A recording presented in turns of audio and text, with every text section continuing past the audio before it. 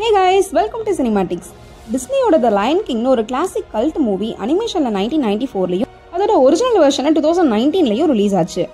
இதோட ப்ரீக்வலான Mufasa The Lion King movie review தாங்க இன்னைக்கு பார்க்க போறோம். இந்த படத்தோட ரன் டைம் 2 ஹவர்ஸ்ங்க and budget around $200 million Indian ரூபீஸ்ல அரௌண்ட் 1700 crores செலவு பண்ணியிருக்காங்க. முஃபாசா படத்தோட ஸ்டோரி சினாப்சிஸ் பார்த்துறோம் வாங்க. The Lion King பார்ட் 1 படி நமக்கு முஃபாசா எப்படி செத்துச்சு, அவர் பையன் சிம்பா எப்படி மறுபடியும் தன் ராஜ்யத்தை கைப்பற்றினாருன்னு மட்டும் தானே தெரியும். ஆனால் இந்த பார்ட்டில் முஃபாசா யாரு, அவர் எப்படி இவ்வளோ பெரிய காட்டுக்கே ராஜா ஆனாரு, அவர் கடந்து வந்த பாதையெல்லாம் என்னன்னு சொல்றது தாங்க இந்த முஃபாசா த லயன் கிங். இந்த படத்தோட ஸ்டோரி சிம்பிளாக இருந்தாலும் இதோட ஸ்க்ரீன் பிளே ரொம்ப சுவாரஸ்யமாகவே கொடுத்துருந்தாங்க. இது ஒரு ஃபோட்டோ ரியலிஸ்டிக் அனிமேட்டட் ஃபிலிம்ன்றதால நிறைய இடங்கள்ல ஒரிஜினல் ஃபீலையே கொடுத்துச்சுங்க. இதோட விஷுவல்ஸ் தாங்க செம்ம ஸ்டன்னிங்காக இருந்துச்சு.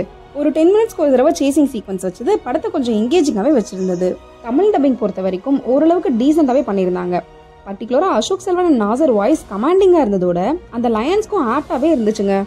பேக்ரவுண்ட் மியூசிக்கெல்லாம் சேசிங் சீக்வன்ஸ்க்கு ஏற்ற மாதிரி த்ரில்லிங் எக்ஸ்பீரியன்ஸே கொடுத்துச்சு. பட் சாங்ஸ் பொறுத்த வரைக்கும் தமிழ் லிரிக்ஸில் செட் ஆகலைன்னு தான் சொல்லணுங்க. மேபி இங்கிலீஷ் லிரிக்ஸ்லாம் நல்லா இருந்திருக்குமோ என்னமோ தெரில. டிஸ்னி படம்னாவே கேட்கவே தேவையில்லைங்க. டெக்னிக்கலி ஸ்ட்ராங் மூவியாக தான் இருக்கும். அந்த வரிசையில் இந்த படத்தையும் டெக்னிக்கல் ஆஸ்பெக்டில் ஸ்ட்ராங்காகவே ப்ரெசென்ட் பண்ணியிருக்காங்க. மூவி ரொம்ப கலர்ஃபுல்லாகவே ப்ரெசென்ட் பண்ணியிருந்தாங்க. கிட்ஸ்லாம் கூப்பிட்டு போனீங்கன்னா விஷுவல் எஃபெக்ட்ஸை செம்மையாகவே என்ஜாய் பண்ணுவாங்க.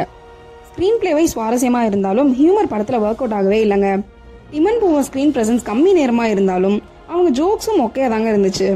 அவங்களுக்கு வாய்ஸ் கொடுத்த ரோபோ சங்கர் அண்ட் சிங்கம்புலி காம்போ கூட கன்வின்சிங்காகவே இல்லை.